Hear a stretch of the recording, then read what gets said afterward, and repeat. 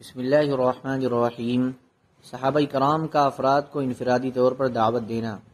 حضرت ابوبکر صدیق رضی اللہ تعالی عنہ کا انفرادی دعوت دینا۔ ابن اسحاق نے بیان کیا ہے کہ جب حضرت ابوبکر صدیق رضی اللہ تعالی عنہ اسلام لائے اور انہوں نے اپنے اسلام کا اظہار کیا تو وہ اللہ عز و جل کی طرف دعوت دینے لگ گئے۔ حضرت ابوبکر رضی اللہ تعالی عنہ سے ان کی قوم کو بڑی الفت اور محبت تھی۔ وہ نرم مزاج تھے اور قریش کے نسب نامے کو اور ان کے اچھے برے حالات کو سب سے زیادہ جاننے والے تھے۔ بڑے بااخلاق اور بھلے اور نیک تاجر تھے۔ ان کی قوم کے لوگ ان کے پاس آیا کرتے تھے۔ آپ کی وسیع معلومات اور کاروباری تجربے اور حسن سلوک جیسے بہت سے امور کی وجہ سے وہ لوگ آپ سے الفت رکھتے تھے۔ جو لوگ آپ کے پاس آیا کرتے اور آپ کی مجلس میں بیٹھا کرتے اور آپ کو ان پر اعتماد تھا، انہیں آپ اللہ کی طرف اور اسلام کی طرف دعوت دینے لگے۔ چنانچہ میری معلومات کے مطابق حضرت زبیر بن عوام اور حضرت عثمان بن عفان اور حضرت طلحہ بن عبید اللہ اور حضرت سعد بن ابی وقاص اور حضرت عبد الرحمن بن عوف رضی اللہ تعالی عنہم انہی کے ہاتھوں مسلمان ہوئے۔ حضرت ابوبکر کے ساتھ یہ سب لوگ حضور صلی اللہ علیہ وسلم کی خدمت میں گئے۔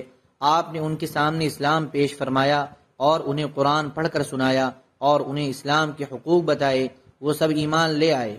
اسلام میں سبقت کرنے والے ان 8 آدمیوں نے حضور صلی اللہ علیہ وسلم کی تصدیق کی اور جو کچھ اللہ تعالیٰ کے پاس سے آیا اس پر ایمان لائے۔ حضرت عمر بن خطاب رضی اللہ تعالی عنہ کا انفرادی دعوت دینا۔ اسبق کہتے ہیں کہ میں حضرت عمر بن خطاب رضی اللہ تعالی عنہ کا غلام تھا اور میں عیسائی تھا۔ آپ میرے سامنے اسلام کو پیش کرتے رہتے تھے اور فرماتے تھے کہ اگر تو مسلمان ہو جائے گا تو میں اپنی امانت کے سنبھالنے میں تجھ سے مدد لے سکوں گا، کیونکہ جب تک مسلمانوں کے دین کو اختیار نہیں کرو گے اس وقت تک مسلمانوں کی امانت کو سنبھالنے کے لیے تم سے مدد لینا میرے لیے حلال نہیں ہے۔ میں ہمیشہ انکار کرتا رہتا۔ آپ فرما دیتے دین میں جبر نہیں ہے۔ جب آپ کے انتقال کا وقت قریب آیا تو میں عیسائی ہی تھا۔ آپ نے مجھے آزاد کر دیا اور فرمایا جہاں تیرا جی چاہے چلا جا۔ حضرت اسبق بعد میں مسلمان ہو گئے تھے۔ حضرت اسلم کہتے ہیں کہ جب ہم لوگ ملک شام میں تھے تو میں وضو کا پانی لے کر حضرت عمر بن خطاب رضی اللہ تعالی عنہ کی خدمت میں حاضر ہوا۔ آپ نے پوچھا تم یہ پانی کہاں سے لائے ہو؟